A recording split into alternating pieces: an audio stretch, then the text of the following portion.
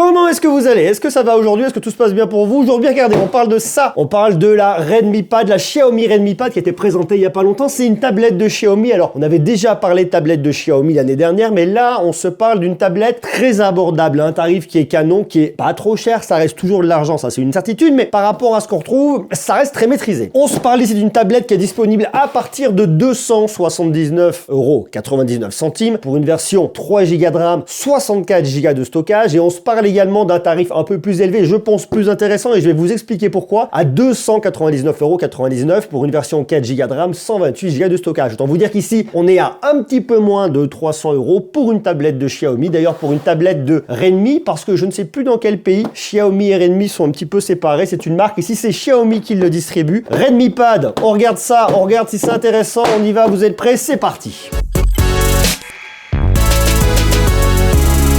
La Redmi Pad, elle est ici. Alors, je vais passer très rapidement. C'est surtout ça, la Redmi Pad. La Redmi Pad, elle reprend un petit peu ce look qu'on retrouve sur le Xiaomi 12T Pro et Xiaomi 12T que je vous ai présenté l'autre jour déjà. On retrouve ici le petit branding Xiaomi. C'est une tablette qui a une diagonale de 10,61 pouces. La taille est correcte et conviendra parfaitement bien, je vous le dis, direct, front biais. C'est une tablette qui est là pour un usage personnel autour du divertissement, autour de séries, autour de films, autour d'emails, mais pas un truc de fou. On n'a pas énormément de performance. On en a quand même derrière, vous allez voir, c'est quand même sérieux, mais c'est pas la tablette la plus folle du monde. Avant toute chose, je vais vous montrer un petit peu le design. Alors, il est évident que sur une tablette à un peu moins de 300 balles, forcément, on va avoir des contours un peu grands. Ici, Xiaomi a dû opérer des choix fatalement. Néanmoins, une fois de plus, on en a pour son argent et c'est très honnête ici. Alors, elle est disponible dans 3 couleurs. À vous de voir laquelle pourrait vous plaire le plus. Elle va être disponible en gris anthracite, qui est ce qu'on pourrait appeler noir, qu'on retrouve en couleur noire sur le site de Xiaomi. On a un gris argent, qui est un gris qui est beaucoup plus clair. Et on a un vert menthe. Personnellement, comme elle est là, je la trouve vraiment extrêmement jolie. Le poids est correct et plutôt bien réparti. Elle fait 445 grammes. Bon, ok, très grand standard ici. Et après, ce qui nous intéresse, c'est toute l'expérience de visionnage, l'expérience multimédia. Comme je vous le dis, tout se passe ici au niveau de l'écran. C'est du LCD ici, bien évidemment, pas de OLED. Il faut opérer des choix pour vous sortir une tablette intéressante en termes de tarifs. On a une résolution en 2000 par 1200 pixels. La résolution est correcte. Après, c'est vrai que lorsque vous venez regarder certains films et certaines séries, on aurait aimé avoir un poil plus de pixels, voyez. Bon, ok, ça fonctionnerait quand même. Un taux de rafraîchissement de 90 Hz, et lorsqu'on vient fouiller ici, vous voyez dans les paramètres, ici au niveau du taux d'actualisation, alors vous avez le choix, soit il est par défaut recommandé, ça veut dire qu'il va s'ajuster de façon dynamique, soit vous venez le personnaliser, vous êtes soit en 90 Hz, soit en 60 Hz, vous choisissez vous directement. Vous connaissez l'histoire, hein, c'est exactement comme sur les smartphones, plus vous allez pousser, plus vous allez augmenter le nombre d'images par seconde, c'est-à-dire le nombre de Hertz, et plus vous allez venir taper dans la batterie. Ça c'est un truc à savoir. Vous le laissez ici en personnalisé en automatique, ça fera le taf, tout en sachant que de toute façon, lorsque vous allez regarder des films et des séries, vous serez en 60 images par seconde. De toute façon, vous n'avez pas besoin de 60 images par seconde pour un film et pour une série, mais bon, vous serez là-dessus en tout cas. Après, on va avoir différentes informations au niveau du schéma de couleur, pour mettre en plus saturé si vous le souhaitez, en standard. Standard, c'est vraiment dégueulasse. Intense, ils vous le mettent en recommandé. Ce que je vous conseille, moi, effectivement, c'est de venir pousser le saturé si vous aimez bien. Ça vient être un peu plus flatteur. Sinon, vous laissez en intense par défaut, ça ira très bien. On a un autre truc qui est intéressant, c'est qu'on a un mode sombre. Alors, à la différence des écrans OLED, vous savez, je vous ai déjà expliqué, lorsque vous êtes sur une dalle OLED, tout ce qui est noir sont des pixels éteints, donc on vient économiser en batterie. Sur du LCD, c'est pas le cas. La LED va quand même émettre une lumière, donc va venir quand même consommer. C'est juste une question de confort, savoir si ça vous plaira ou si ça vous plaira pas. Donc vous pouvez être sur le mode clair ou le mode sombre comme vous voulez. La luminosité, on va venir pousser ici au maximum. Regardez là, je l'ai mis à fond. C'est sur du 400 nits. Alors on va éviter de se mettre en extérieur parce qu'il est évident que 400 nits à la maison pour venir regarder des films, des séries, ça ira bien. Vous êtes dans la rue, vous avez un peu de lumière, c'est galère. Un autre truc à connaître sur cette tablette, c'est que je trouve que la dalle est quand même très réfléchissante. Donc si vous avez une source de lumière derrière, vous allez la voir et ça peut être un peu embêtant. Si vous regardez avec une fenêtre derrière, vous verrez le reflet de la fenêtre. Donc venez vraiment trouver le bon endroit qui va être vraiment adéquat pour venir regarder des films, des séries et tout ci et tout ça. Là, vous voyez, je vous mets un petit peu le reflet de ma lumière qui est juste au-dessus. Bon, on peut pas dire qu'on la voit pas, on la voit bien. De toute façon, on la voit énormément. Alors ici, on a 1 milliard de couleurs et surtout, on a une certification SGS qui certifie que l'écran vient lutter contre la fatigue visuelle. Et ça, c'est extrêmement important parce qu'on sait que lorsqu'on va sur une tablette, eh bien, on vient regarder souvent du contenu multimédia, donc on passe un peu de temps dessus fatalement. Autre truc à connaître, ici, vous avez 4 haut-parleurs. Alors regardez, les haut-parleurs se situent juste là. Un haut-parleur là, un haut-parleur ici, et vous avez exactement la même chose de l'autre côté. Un ici et un ici. Alors le truc intéressant, c'est que lorsque vous poussez à fond,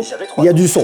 Très honnêtement. Le son reste quand même assez médium. On n'a pas un truc avec beaucoup de basse. Et on est un peu moins de 300 €, ça me paraît quand même relativement normal. Je trouve ça correct, on a quand même suffisamment de son et ça marchera très très bien. Regardez, je vais vous mettre un peu plus loin, vous allez voir. Vous voyez, je mets à fond.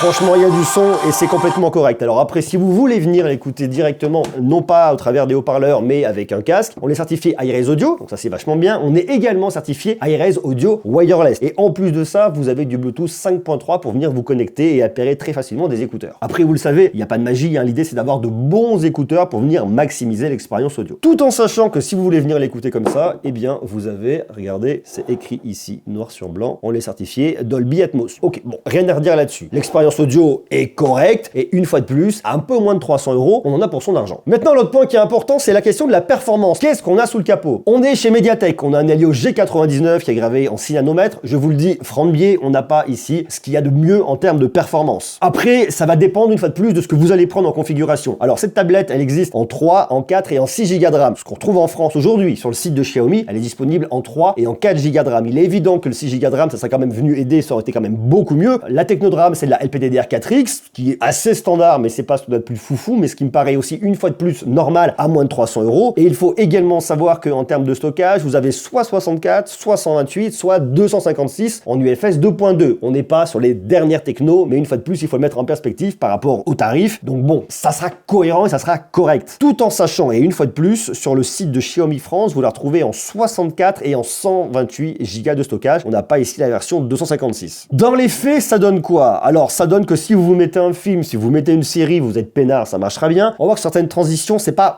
extrêmement fluide par moment. Ça reste très correct hein, lorsqu'on vient naviguer, lorsqu'on vient se balader, lorsqu'on vient lancer également, j'en sais rien moi, un Spotify par exemple. Vous voyez, alors il faut le temps qu'il arrive, hop, et qu'il s'affiche. On lui laisse quelques petites secondes, il va finir par arriver. Il nous manque des fois un côté un peu instantané où on se dit waouh, waouh, waouh, ça va extrêmement rapidement et c'est très très rapide. Voilà, c'est là où va se jouer un peu la petite différence. Donc on resitue un peu les usages. Multimédia, film, série, si vous voulez écouter de la musique, tout ce qui va être email pour naviguer sur internet, il n'y aura absolument aucun problème. Quelques petits jeux aussi, attention, quelques petits jeux. On va éviter de me faire tourner des Fortnite là-dessus, c'est pas du tout optimisé, c'est pas fait pour, mais il y a plein de jeux du Play Store auxquels vous allez pouvoir venir jouer, vous divertir. Donc bon, voilà un peu l'ADN de cette tablette aujourd'hui. Autre élément à connaître, on a une batterie, on a une grosse batterie à l'intérieur, c'est du 8000 mAh. Ça vous permettra de tenir facilement le temps que vous voulez. Donc ça c'est plutôt rassurant. Ici c'est une tablette qui est compatible charge 18 watts, c'est pas extrêmement rapide et Xiaomi vous fournit un bloc de charge, ça c'est plutôt bien, mais vous fournissez un bloc de charge 22,5 watts. Alors attention, ce 22,5 watts il permettra de recharger ici qu'en 18 watts. Alors 18 watts pour recharger 8000 mAh, il faut prendre son temps. Donc anticipez cette question de recharge. Prévoyez, on n'est pas comme sur un smartphone où on sait qu'on a besoin de recharge rapide et après on va le débrancher. En règle générale, une tablette comme ça, elle va surtout rester à la maison où elle pourra vous accompagner un peu à l'extérieur, mais pas plus que ça. Ici, vous ne pourrez pas la connecter au réseau cellulaire. Il y a uniquement une configuration ici en Wi-Fi. Wi-Fi 5, pas de Wi-Fi 6, pas de Wi-Fi 6E, du Wi-Fi 5. Mais une fois de plus, à un peu moins de 300 €, ça me paraît normal. Toute l'expérience logicielle, après, eh bien, c'est MIUI 13 qui va être basé sur un Android 12, MIUI 13 pour pad. Donc, on va retrouver l'expérience Xiaomi qu'on connaît ici. Votre menu sur la gauche pour venir naviguer et ensuite, vous venez dérouler un peu le truc ici. Bon, voilà, c'est très simple, c'est clair, c'est évident. Si vous connaissez déjà l'expérience de Xiaomi, franchement, vous ne serez pas perdu. Deux autres éléments à venir connaître, eh bien, vous avez des petites caméras. Si vous voulez venir faire, par exemple, j'en sais rien, moi, du zoom pour le travail, pour la fac, pour venir converser avec vos potes. Vous avez une caméra de 8 mégapixels à l'avant, mais également à l'arrière qu'on va retrouver ici qui est planquée, vous voyez. Bon, de toute façon, une tablette n'est pas faite pour faire des photos, hein. C'est vraiment plus pour le côté conversationnel lorsqu'on veut venir appeler des amis, tout en sachant qu'ici, vous avez un champ de vision de 105 degrés. Donc, pour venir parler très facilement, il n'y a absolument aucun souci. Et vous le voyez une fois de plus, ça c'est un peu le point négatif de cette tablette, c'est que c'est vraiment un miroir. On voit bien les reflets de mes petites lanières blanches, on voit bien mon écriture. Alors moi, autant je me vois très bien à l'écran, mais lorsque je regarde dans le moniteur, vous voyez, je vois vraiment ce côté reflet. Alors, de face, là, je me vois moi un petit peu, mais il faut dire que j'ai une lumière qui tabasse vraiment en face. Voilà, c'est un peu le truc à savoir ici, c'est qu'elle réfléchit un petit peu. C'est vraiment, voilà, le petit point de détail, et je sais pas si pour vous, c'est important, ou alors pas du tout. Après, très honnêtement, je sais pas si vous êtes comme moi. Moi, j'utilise beaucoup la tablette lorsque le soir, j'éteins la lumière, je me mets dans mon pieu, et j'ai envie de me détendre, je me mets un film, une série. C'est vraiment l'ADN de cette tablette ici. Et je vous le disais, on a deux configurations en France. C'est la 3 Go de RAM, 64 Go de stockage à 279,99. C'est pas du tout la config que je vais vous recommander. Pourquoi? Parce que déjà 3 Go de RAM, ça reste quand même un peu juste. Et puis le stockage, 64 Go, c'est pas énorme, c'est pas très grand. Et au bout d'un moment, on risque un peu d'être emmerdé. Ce que je vous conseille, moi, c'est la version 4 Go de RAM, 128 Go de stockage. Ici, vous aurez de quoi stocker. Vous aurez suffisamment de RAM. On aurait eu 6, ça aurait quand même été mieux. Mais bon, 4, 128 à 299,90 €, ça me conviendra beaucoup mieux et ça ira très très bien. Donc cette Redmi Pad, elle est bien, elle reste cohérente par rapport à la gamme Redmi qu'on a chez Xiaomi. On est sur un produit plutôt d'entrée de gamme au niveau des tablettes, mais un produit qui reste cohérent et avec une fabrication qui est assez élégante. J'aime bien l'idée du module photo que je trouve très joli. Après, vous avez le bouton de volume que vous allez venir retrouver là, le bouton pour l'allumer et pour l'éteindre. Elle est simple, elle est efficace, elle a 4 haut-parleurs. Personnellement, je la trouve séduisante et intéressante. Donc si vous avez un budget en dessous de 300 €, que vous aimez la marque Xiaomi, que vous voulez rester dans l'expérience MIUI 13, eh bien vous avez ici une tablette qui est cool, c'est la Redmi Pad. Je vous dis point négatif, elle réfléchit un petit peu trop. Je sais pas si vous verrez bien là, vous voyez. Mais pour autant, si vous l'utilisez comme moi, quasiment dans le noir, ça ira. On va éviter de l'emmener à l'extérieur, on va faire gaffe au contre-jour, mais sinon, le taf sera là. Dites-moi ce que vous en pensez, est-ce qu'elle pourrait vous tenter, cette Redmi Pad? Est-ce que vous avez regardé d'ailleurs ma vidéo sur le Xiaomi 12T Pro? Je vais sortir mon test très bientôt, il y a déjà la prise en main, puis surtout, on a fait un truc très cool. Avec Xiaomi, on a fait un escape game où on a emmené les Xiaomi fans se balader en utilisant les services Google. Je vous invite à venir voir cette vidéo si vous l'avez pas vue, parce qu'elle est vraiment extrêmement cool. Et puis nous, on se retrouve très vite, bien évidemment, pour continuer de parler de Xiaomi, mais pas que, de plein d'autres marques. Ça, c'est chouette. Allez, je vous embrasse, prenez soin de vous et à très bientôt. Ciao!